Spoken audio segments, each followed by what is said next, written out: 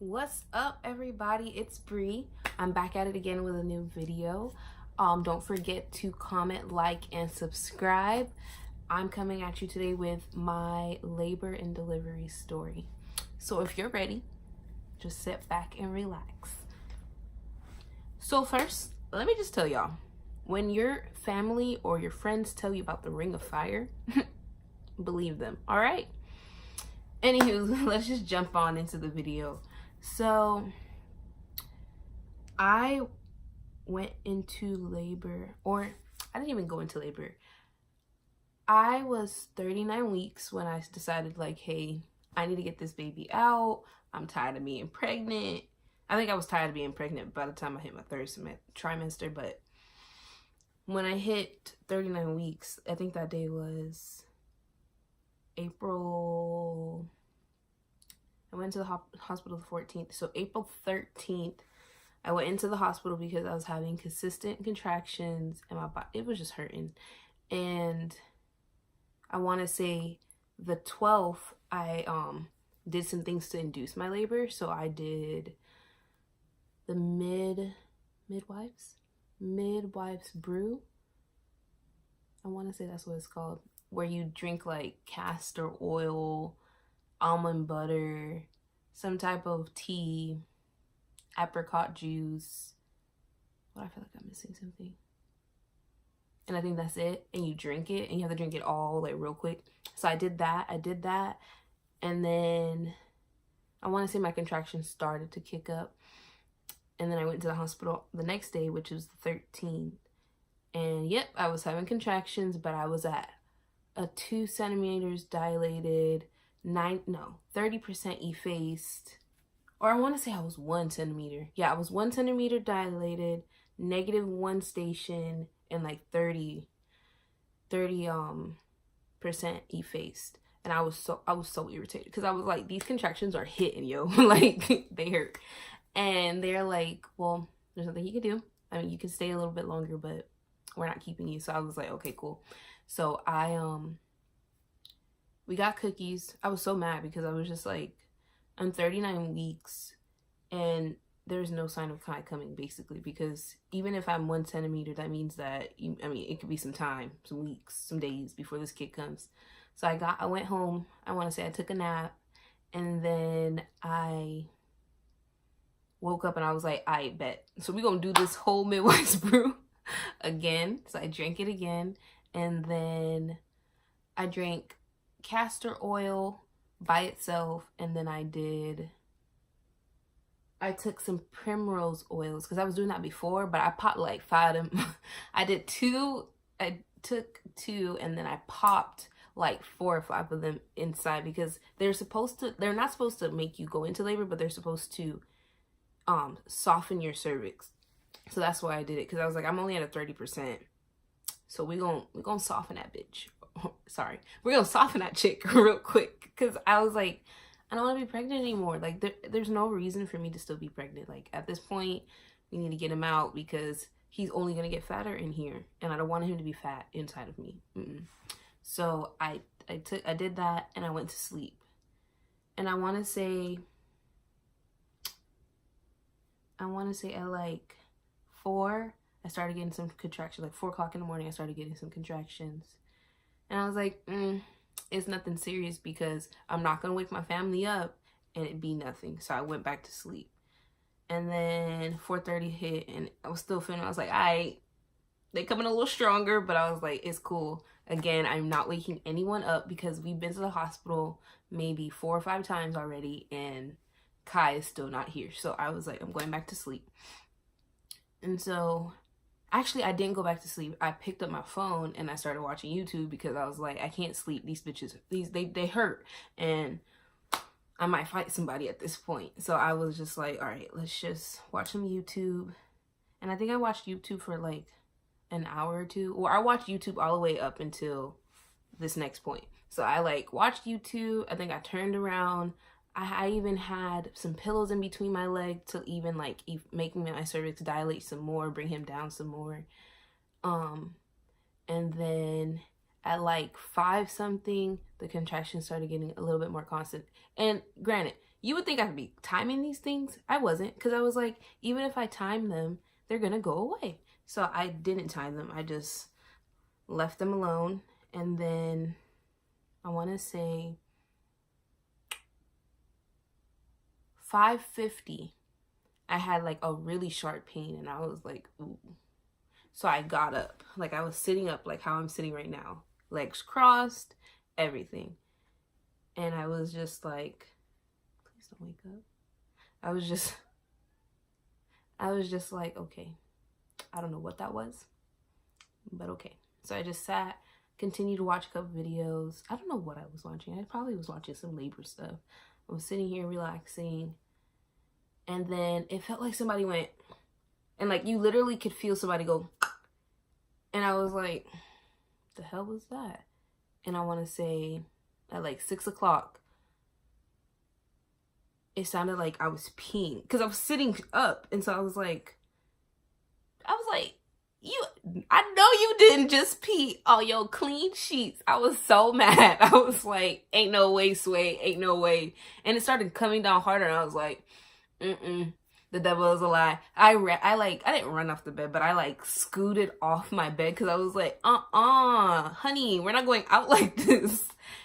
And it started like, it felt like, I'm from Miami, so it felt like a hurricane. Not even a hurricane, like a rainstorm was just coming out of my vagina. And I was just like, oh my God. I picked up my phone. I was like, Mommy. Mommy.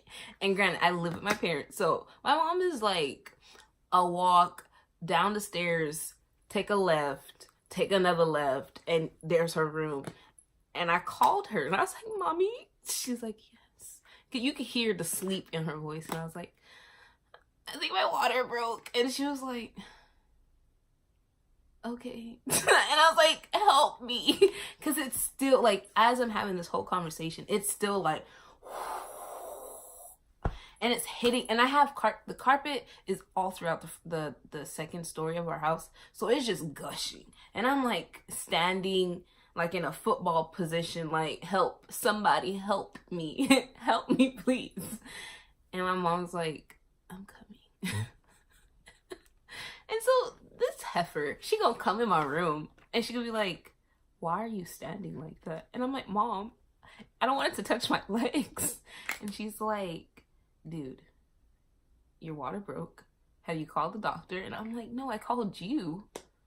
Because my running joke with her is her name is Dr. Brown, because she swears, she just tells me things as if she's a doctor. So I call her Dr. Brown. So I'm like, no, I need you. And so she's like, well, go take a shower, and I guess I have to get my bags and stuff. Well, our bags were already in the car. So she's like, I'll just get everything ready. So I'm still like standing there, and she's like, come on. And so I text my doula, and I text my child's father, and I'm like, okay, this is what's happening. My water broke. Didn't think that was gonna happen. See you at the hospital, basically. And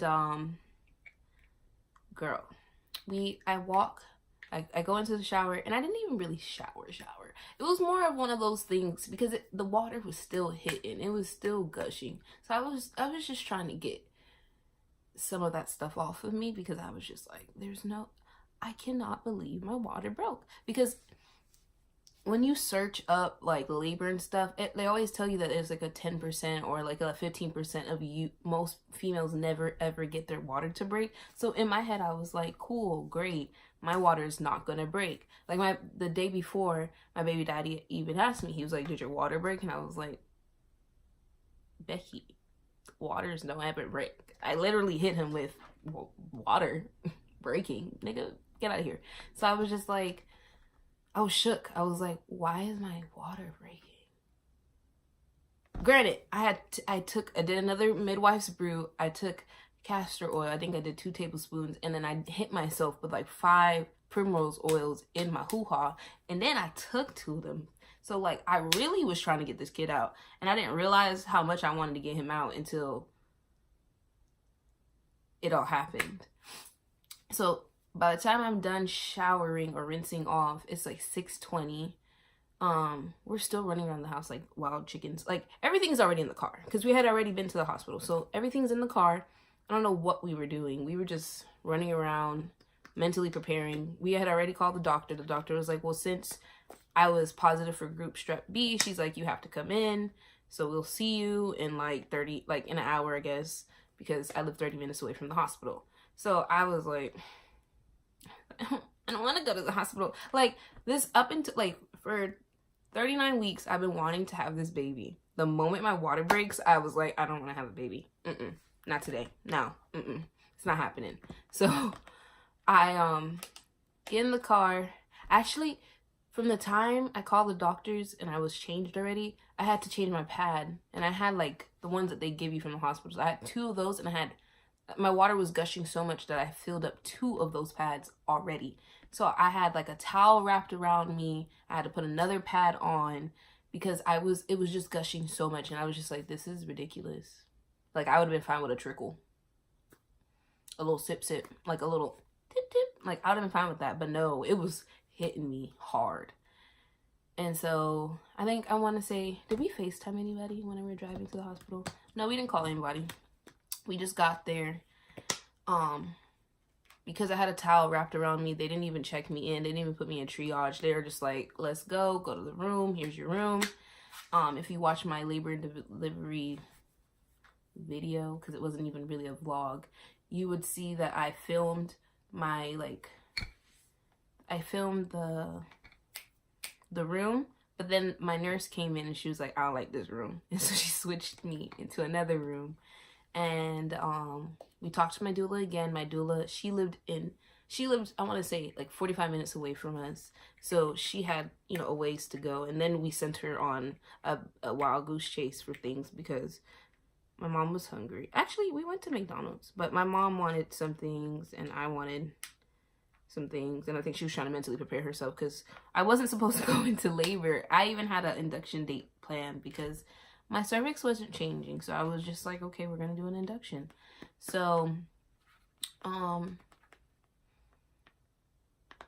the time, I want to say I got to the hospital maybe 8 o'clock and my doula didn't get there till 9. And they had just started my antibiotics, and I want to say they started my antibiotics, and then I think that was it. I want to say they monitored the baby. So I got there at 8. They monitored the baby, and then they monitored the baby, and they gave me my antibiotics, and I could walk around. So I could walk around with my antibiotics. Oh, did they give me my antibiotics yet already? I don't know. They gave me my antibiotics. I'm going to say that they did because I had to be on antibiotics the entire time I was in the hospital. Or not in the hospital, the entire time up until I had him. So we walked around, and so when I got there, my contractions were 6 minutes apart, and they were coming constantly. Like, they were hitting every 6 minutes I would get another one. So we walked around the hospital, the labor and delivery floor, like a couple times, doing some plies and like squats to kind of bring him down, because again, at this point I was only 2 centimeters dilated. I want to say he was still like a -1 station, and then I was 90% effaced. So them primrose oils, they worked, but everything else, I mean, I dilated 1 more centimeter. And he didn't change his position. He was still at -1. So we kept walking. Eventually, she had to monitor his heart again. So I had to come back and sit in the room for another 30. And I think at that point, we realized my contractions had stopped. Because my contractions legit they were just like, yo, I'll see you when I see you. So because my contractions completely stopped, we voted for Pitocin because they couldn't give me anything else to basically speed up the process because my water had broken and my cervix was soft. So they had to give me Pitocin just to keep my contractions to basically keep coming. So I got Pitocin, and they were doing every 2. So they were bumping it not every 2 centimeters. I want to say every 30 minutes they would bump it up to 2 more. So I started off with a 2, and then they would keep bumping me up 2. And so I did that for I did Pitocin for 12 hours straight, or 14 hours straight. No. Yeah, 14 hours straight, and nothing happened. Like, nothing happened. Like, from the time I walked in to the time they checked me again, I went from 2 centimeters to 2 centimeters. Like, my body didn't change. And I want to say the first round, I went all the way up to I went to a 20. No, I went to a 30 the first round. They bumped me up all the way to a 30 on Pitocin the first round. And my contractions did not, like, they would come, go, disappear. Come, go, disappear. And so I was legit fed up. And, I skipped the whole part. So I got Pitocin. My friend Courtney came to see me, and we labored it out. I didn't have any drugs. I was just taking the Pitocin. I had back labor like a mug. Like, the back labor, it hurt so bad. But I was doing a lot of breathing mechanisms where I was just like, and I would breathe them all. Like, I would breathe the entire time. Because it literally was like a roller coaster. It would come up. And so that would hurt. Like, it would literally hurt. And then it would get to the top. And then as I was coming down, I was like, okay, the contraction's basically over. So I did that for, I want to say 11 hours. No, I got No, I did that for like 11, 12 hours. And I just did that constantly. And then when she came to check me again, that's when I broke down. Because I was still at a 2, still at -1, 90% E-phase. And so when she checked me, I was like, I'm still having back labor, and there's nothing's changing. Like, it hurts. This back labor is taking me out, and I'm like, and we haven't changed anything. So I was like, okay, what can we do? And she's like, you should get an epidural. And I was like, don't really want an epidural. And my reasoning behind not wanting an epidural was not because, oh, it's gonna hurt to get it. Oh, it's gonna hurt. No, I was scared to go freaking crippled. I didn't even care about the pain at this point, because this back labor is taking your kid out. So I was like, I'm not even scared because of, oh, I didn't do it natural. Fuck that. My back hurts. So natural or no natural, my back hurts. And for me, pain outweighs everything else. My logic goes out the window once I start feeling pain. I'm like, if you have to give me the strongest drug and knock me out, then we gonna do that. And so they were thinking I was doing it because I really wanted a natural way. Yeah, I wanted a natural way, but I don't want to torture myself trying to be natural. Like, it ain't, I wear makeup, that's not natural. So I literally sat there and I cried because I was in so much pain. And she was like, you haven't dilated and your contractions keep coming and going. And she's like, so we can take a break on Pitocin. I was like, take a break? Granted, I had eaten. My practice was so awesome. Like, I got to eat. Most people don't eat when they're in labor. Like, they told me I could eat. So I ate. I mean, I didn't eat anything spectacular. I had Fanatic, like, because she's like, you don't want to eat too heavy and then throw up. And I was like, you're right. So I ate, and it was just my contractions that were just killing me. So I want to say it was like 7 o'clock when they checked me. By 8 o'clock, I had taken a break. I took some type of drug. I don't know what it was. All I know is that it lasted 30 minutes. And when it was an IV drug. When I tell you, because I asked for that first, I was like, when I tell you that it hit, she pumped it into my IV. By the way, the IV part don't even hurt. Everybody who talks about these stories, they crazy. The IV don't hurt. When they do that cervical check, that's what hurts. The IV, you could do IVs all over my body before you give me a cervical check, because that hurts. But no, she pumps it in, and I promise you, she didn't even leave the room yet. And I was like, oh. I was like, is this what it feels like to be drugged? Because it hit the whole body within seconds. And I was just sitting in the room like,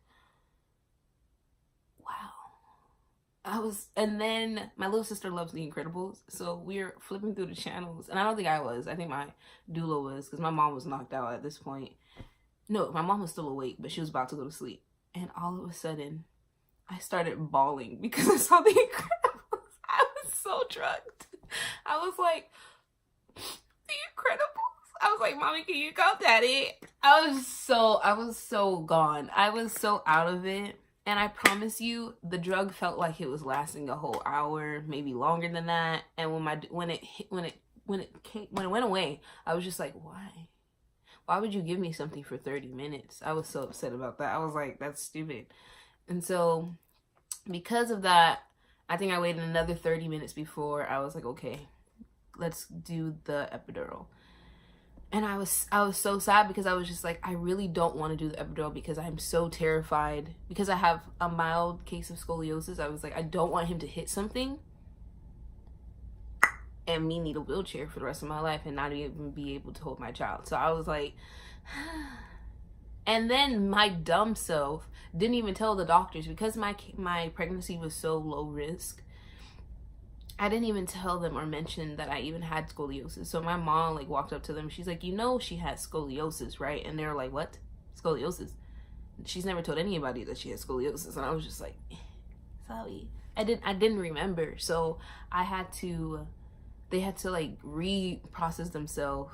And granted, my scoliosis is so like minor that when he looked, he was like, scoliosis. She don't got no scoliosis. And then when he had to do my spinal, well, not my spinal, but my epidural, he was like, oh, like he was talking to me. He literally, like, so my mom was holding me on this side and my nurse was holding me on this side and my doula had to leave the room. And I was hunched over because they basically want you to do what's that movie called? The back of Notre Dame movie. You know the movie with the guy with the hunchback? They want you to make your back look like that. So I was sitting there like, and all of a sudden I started bawling because he stopped talking to me. And I was like, I really wanted to be like, you okay back there, partner? Because you're silent. And so he did it and I could feel everything. I could feel him do the whole shebang. Even though he numbed my back, I could feel the whole thing. So I could feel when he had to he had the needle up my back and he had to take it all the way back out and then do it again. And my mom said that he looked so nervous. And I was like, I bet. And I was crying and it didn't make it no better. And I was bawling. I was like, because I was so scared. I was like, I do not need to go crippled today. Today shouldn't be the day that I go crippled. I don't think that's fair. We made it too far to go crippled today. So he finishes and I was like, oh, this is nice. You know, I can't feel my right leg. I still can feel my left. And he was like, yeah, in about like 30-45 minutes you will completely go numb. And I was like, cool. So I can start to feel like my body like basically leave itself. And I was like, this is nice. And then that first contraction hit and I said, I can feel it in my booty. And I kid you not, each contraction, I didn't feel it anywhere else. It hit my booty and I was so upset. So we had heating pads. I had heating packs all surrounded around my butt because my butt hurt so bad because all the pressure of each contraction hit my butt and it hurt so bad. Like, I legit thought I was in labor already. I was like, dude, this hurts. And I would look at my doula because my mom was asleep at this point. She was like, all right, I'm tired. You got the epidural. Let's all go to sleep. But I couldn't sleep because every contraction hit my butt.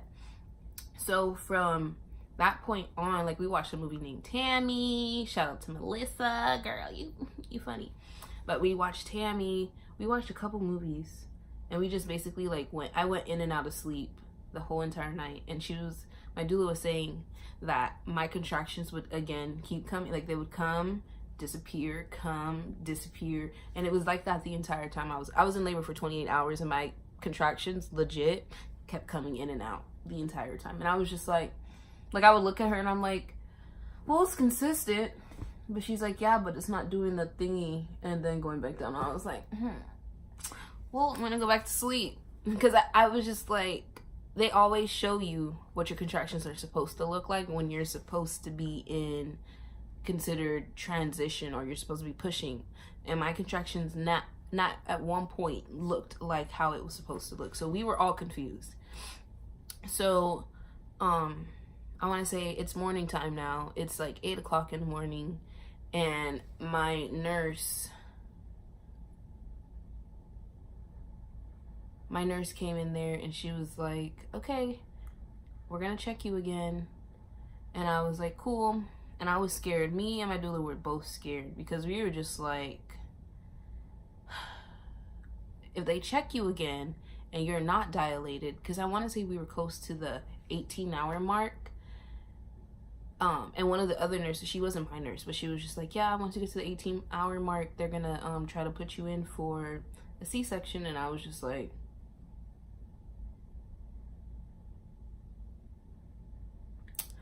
I really didn't want the epidural, but the C-section, y'all gonna have to find me, because it ain't happening. Slicing and dicing what stomach? Now I ain't, no. So I was just like, we're getting close to that 18-hour mark, and she was like, it's okay, let's check your cervix and see what we're talking about. And I was like, and it hurt at this time when they checked my cervix. I want to tell you, it hurt so bad. And then they had to do it twice, because one of my nurses was, I want to say, she's transitioning into being a labor and delivery nurse. So she checked, so one of my nurses checked me, and then she was playing the goddamn poker face, and I was just like, am I dilated or am I not dilated? Did anything change? And she didn't look at me. And then the other girl was looking like, no, she ain't dilated. So I was just like, looking at my doula like, what we gonna do? Because I'm about to cry again, because ain't no way. So we sitting in there, and she's like, as her hand is still in my vagina, she's like, do you feel it? And the other nurse is looking at her like, no. And I'm looking at her like, what are we talking about? Because I need to be dilated. And she's like, do you feel it? Like, can you tell she's dilated? And I was like, am I dilated, guys? And she's like, yeah, you're at a 9. And I was like, bet. Are you kidding me? I'm at a 9. I bet. Y'all can go now. Get your hand on my vagina, please, because it hurts. And she's like, yep, so we're gonna do some practice pushes, and then the baby will, we're gonna have the doctor check you, and then we'll do practice pushes, and then we'll get this ball on the roll. So my doctor, she comes in there, and she's like checking me, and she's like, yeah, you're doing good. I have a C-section I have to do real quick. By the time I'm done with the C-section, you should be ready to push the baby out. Why was my doctor gone? She told me it would take her 30 minutes or 45 minutes to do this C-section. She was gone for a whole hour. A whole hour. More than an hour. She was gone for a minute. And I was not having it, because they said do the practice pushes. And I've watched enough videos to know what a practice push is. This is a trial and error push. I don't want a trial and error push. All the pushes that I did were all legit. I was like, give me the mirror. I need the mirror propped up. Bring that bad boy here, because I need to see what we doing. I need to see what's going on. Granted, that was a horrible idea. All that did was stress me out, because I could see, like, I saw the mirror. This mirror could legit, I could see my face. I could see my vagina. And it was like, bitch, you see this? And I was like, yes, I see this. And it was like, I was like, is that a head? Or is that an alien? No. And I was freaking out. And then she was still not there. Like, I want to say we did 3 pushes, and we were calling her, and it sounded like she was joking on the phone, telling us something. All right, see you soon, bitch. No, not see you soon. You need to be in the room like 3 hours ago. And so by the time she got in the room, and then she looked, she's like, oh, she's ready. I've never seen someone slap on scrubs. Never seen it. She did it. She was like, this baby's coming now. And I was like, because I had to move the mirror. I mean, did I have the move? I stopped looking at the mirror, so I didn't know what it looked like. And I promise you, more people started coming in the room, and I was like, oh, so it's real. It doesn't really feel real. And then the infamous fire, what is it called? Ring of Fire came. That bad boy. When I say it hit, I said, oh! I said, no, we're not pushing anymore. Y'all might think I'm kidding, but there was other people in the room and they saw it in my face. I went from smiling to, I'm not pushing him out. That's not happening. This vagina is not getting wrecked. And they had already prepped my vagina. My vagina had the olive oil. They poured like the whole bottle of olive oil on my vagina, so it was good to go. But that Ring of Fire, then she had her fingers in there. I said, no, I'm not pushing. I said, I'm not pushing anymore. And everyone looked at me like, no, you have to push. And I was like, no, I am not pushing because this hurts. And with this epidural, obviously the epidural is not working. We have already seen that. Not doing it. And because I was already in labor, I was 10 centimeters. My body was still having contractions, so he was still coming down.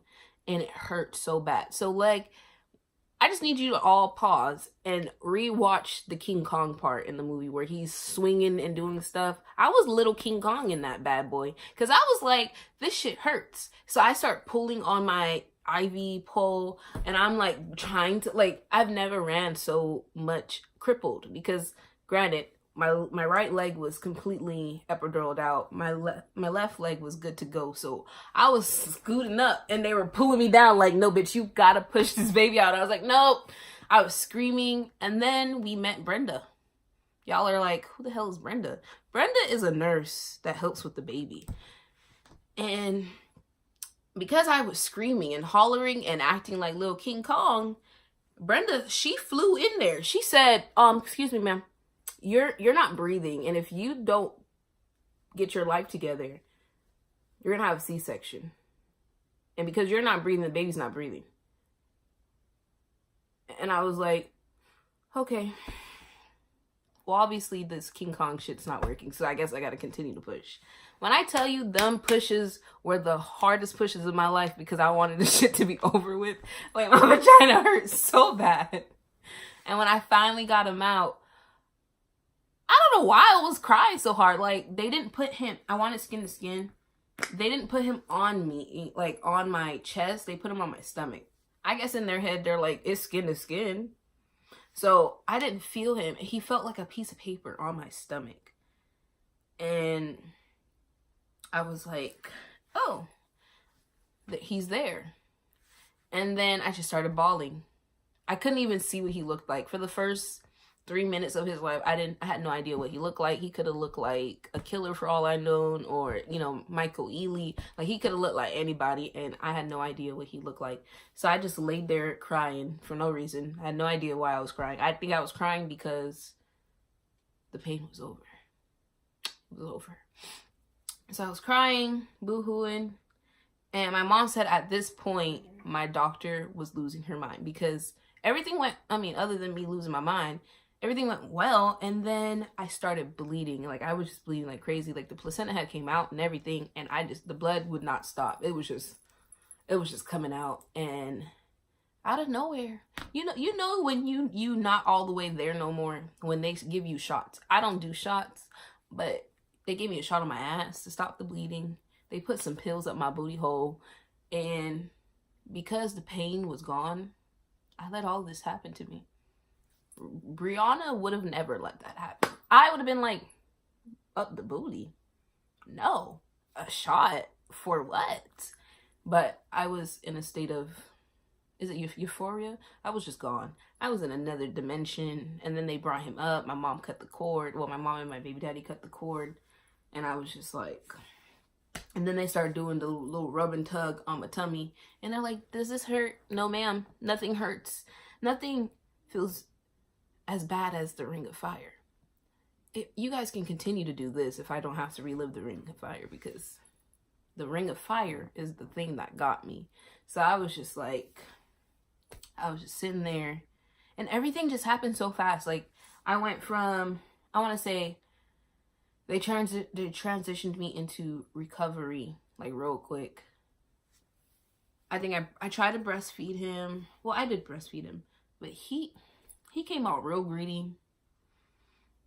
he was trying to suck on his thumb. Well, he came out sucking his thumb, and then when I put him on my boob, I should never put him on this boob. This boob, my right boob, she produces a lot of milk.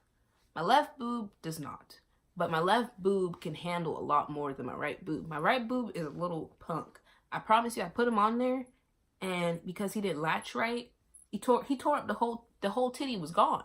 And I was like, yeah, no, we're not doing this again. And then I put him on the left side, and he was like, yeah, that's what it is.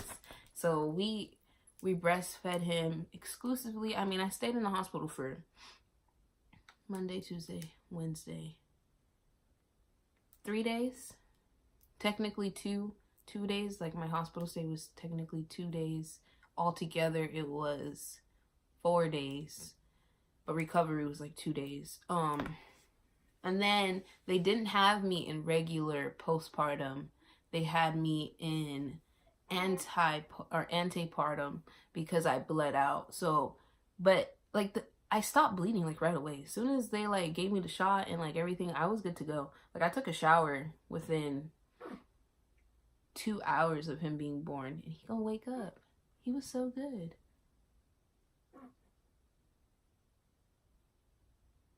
Or not. And so yeah, so we did breastfeeding. Breastfeeding was successful. I still gave him a pacifier though, because he sucks on his, like, right now he has like a little hickey right here because I'll be holding him to get him to burp, and if I take too long, he'll start sucking on things, and I'm like, yo, we getting you back to the boob, because he eats so much now. Like, right now he's drinking anywhere. Well, I'll give him 3 ounces in the bottle, and then he'll still come back to my boobs to nurse. And I'm pumping so much because I started pumping when I was in the hospital because he was jaundiced. And so when I started pumping, y'all, me and the nurses were shocked. We were like, girl, how you pumping that much? I was like, I don't know. I'm just pumping. And so I pumped. So my whole, like, the whole labor thing, my pushing was only 45 minutes. I don't know how many times I pushed. I don't really know how people count those things. I don't know how many times I pushed. I just pushed. We got him out. It took me longer. Like, it would have taken me maybe 30 minutes to push him out. But because I turned into little King Kong, it took me longer to push him out. So it was 45 minutes to push him out. Breastfeeding was successful. It's still successful. It's a lot. I feed him, I pump, and then I'm supposed to sleep in between those hours? No. And I mean, he's a great baby, so I don't sleep during the day. I only sleep at night because then it's torture. Unless my body is like, you need a nap, then that's when I sleep.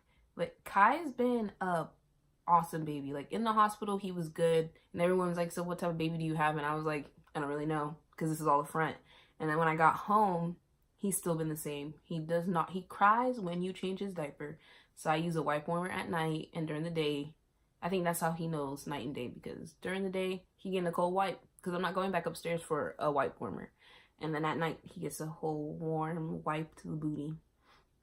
And he just eats a lot. So he does like 3 ounces on the bottle, and then he comes and he gets the boob. And if he doesn't get a bottle, he'll probably do both the boobs and then another boob again before he's actually full. And then he just sleeps. He poops a lot. But, I mean, he's been awesome. Everything about him has been awesome. Other than the jaundice situation. That was kind of scary. Because I was like, I mean, not really. It wasn't that scary because it wasn't that bad. But yeah, he's been pretty good. And tomorrow he gets his pee-pee snipped. So that's wonderful. I'm going to be traumatized for a whole day. But he gets pictures done. And my labor was honestly, throughout the whole Pitocin situation, because I did take a Pitocin break, his heart rate never dropped. So I felt so blessed, because a lot of people talk about how the baby's heart drops and then they have to do the oxygen. Never had to do the oxygen. I just had to do epidural and the IV. But yeah, and I'm glad you guys are here listening to this story.